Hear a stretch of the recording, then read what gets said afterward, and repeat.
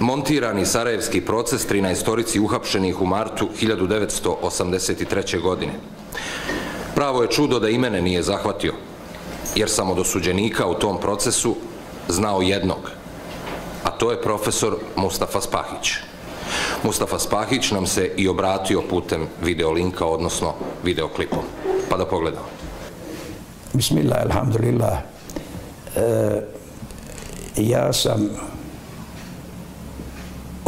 o Memišu bar na 4 godine prije nego što sam ga vidio i uživo imao susret s njim,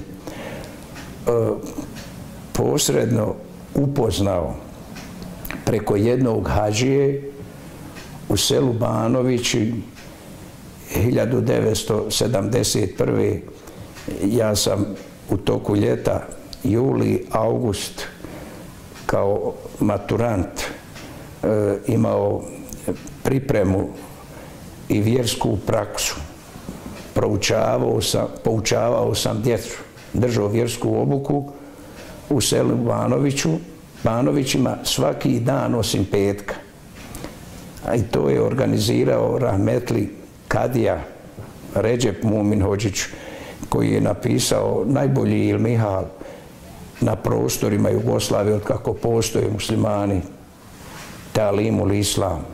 A on je bio kadija u Lukavcu i pošto su u toku školske godine, kad je nastava slabo, djeca išla u Metev, on je organizirao intenzivnu vjersku pouku na teritoriji Puračića i Lukavca svaki dan osim petka sa softama, posebno sa onim učenicima koji su završili 4. razred medrese, jer je medresa trebala 5 godina.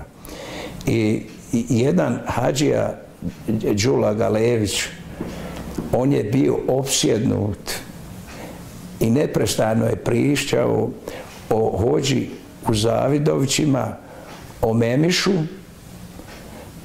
kako hođa Memiš organizuje vjerski život na području, tada se zvali odbori, a ne ko sad mežlisi, na području odbora Islamske zajednice Zavidovići. I kako on u toku ljeta organizuje mevlude na kojima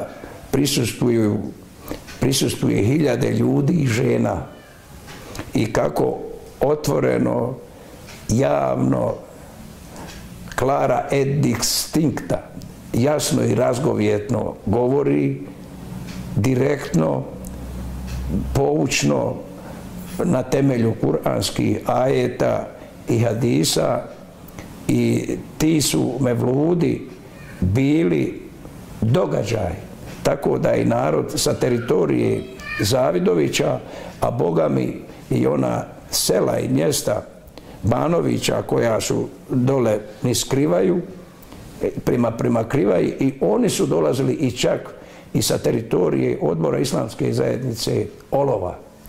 Po nekoliko hiljada ljudi je znalo biti i toliko je taj Đula Galević, hadžija, živopisno, uživljeno, duševno, iskreno pričao o Memišu, da sam ja počeo Memiš Efendiju zamišljati kao hođu jednog.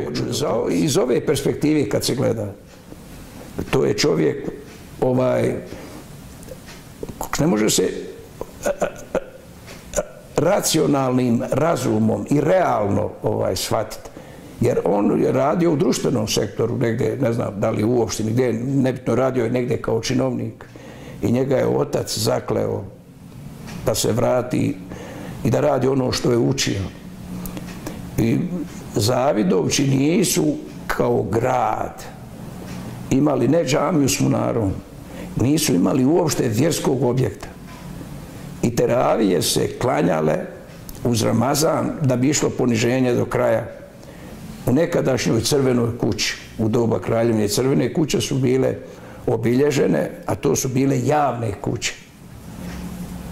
I Memiš kad je postao glavni imam i imam u Zavidovićima, on je kupio jednu zgradu I prava je vještina kako je tu je bilo nekoliko stanara koji su stanovali u tome. I on je od svih kupio, platio to sa džematlijama, platili. I onda je samo onako kako je on znao uz tu zgradu prilijepio munaru. I to je ona džamija, u onom dijelu s lijeve strane Bosne. Ali Memiš je bio nevjerovatno impulsivan čovjek, aktivan. On je organizirao u svojoj režiji putovanja na Hadž siromašnog svijeta i nabavili nekoliko kombija i oni su to vozili. A onda u ovoj organizaciji vjerskog života, onda obrazovan čovjek, pismen čovjek, on je pisao ilahije, kaside, vlastiti mevlud, ali ono što njega krasi, on se nije plašio alima, uleme, obrazovani ljudi, učevni ljudi. Njemu je dolazio i predavanja redovno Hasan Efendija Ljevaković. I ja kasnije, Husein Efendija Džozo, Hafiz Ismet Spahić, rahmetli Muharem Hasanbegović. On je nevjerovatno značajnu ulemu vodio. Imao je jedan sigurno od najvećih kapaciteta, sposobnosti, da je znao raditi efektivno, izabrati najbolje rješenje u datoj situaciji, da je radio efikasno, da ono što je izabrao da je radio na najkvalitetniji način i da je radio pravovremeno i primjereno.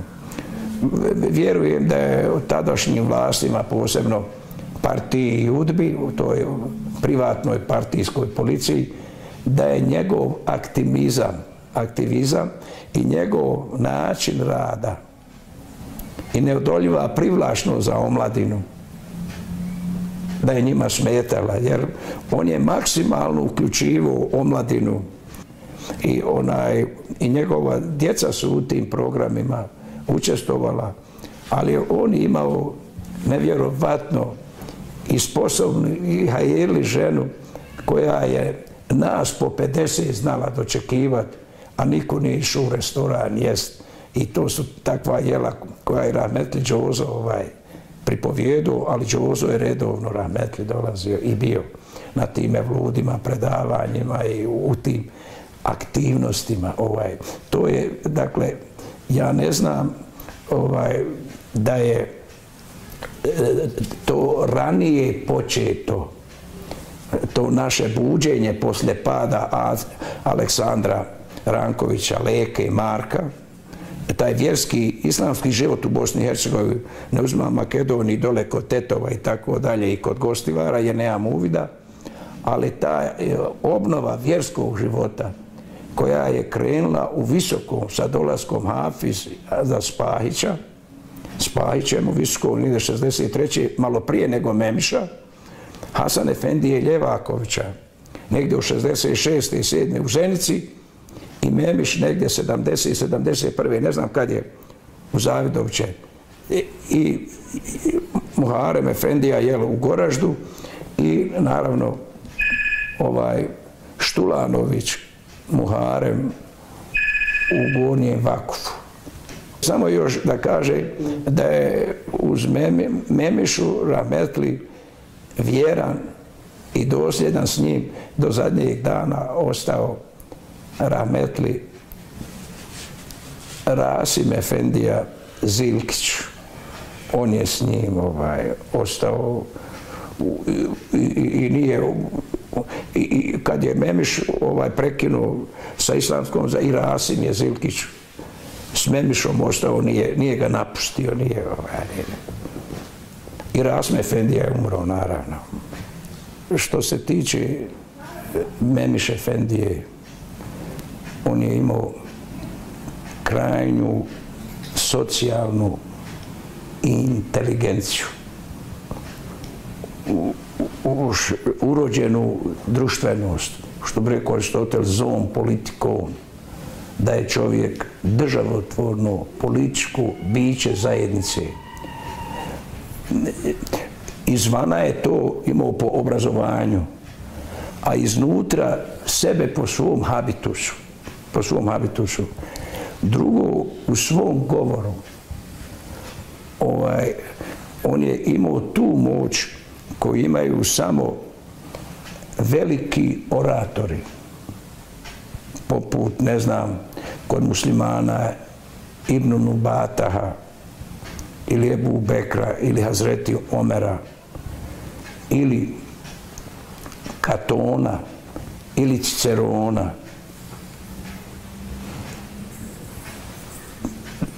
Dakle, on je govorio svim svojim žićem i bićem.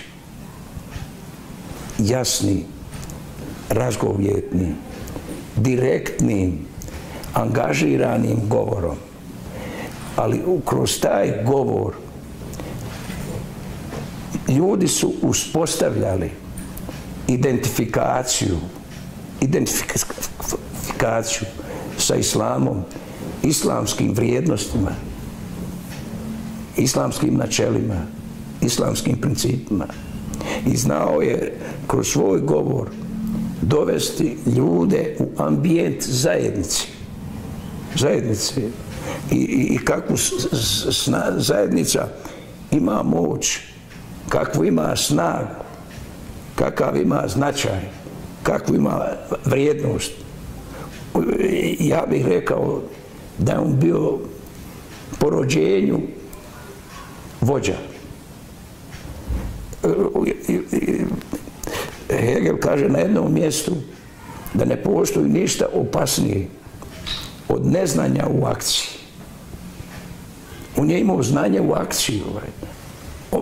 On je ispoštovao zadnji amanet svog oca da se vrati, ali vratio je se sav, čitav u islamsku zajednicu. I srcem, i dušom, i mislima, i osjećajima, i emocijama. I kroz njega su ljudi osjećali tu identifikaciju. Jer najviše da su ljudi bili toliko uvjereni da su kroz njega gledali to što govori, da je to njegovo uvjerenje, osvjedočenje koje se samo kroz riječi iskazuje. I tu nije ništa nikad bilo prepušteno slučaju i sve je funkcionisalo. Ja sam kasnije obilazeći našu armiju i govoreći, mislim, taj stepen organizacije nisam naišao ni u policiji, ni u armiji. Kakav je on tada imao, a to ipak civilni sektor, civilno društvo. I sad, jeli s hođama, s mujezinima, s mutevelijama, sve se znalo šta ko radi. Hvala profesoru Mustafi Spahiću koji nije mogao biti večeras ovdje sa nama, ali evo vidite da je ovom video porukom poslao jedan vrijedan uvid u to ko je bio autor dijela Rovovi u mojoj bašti.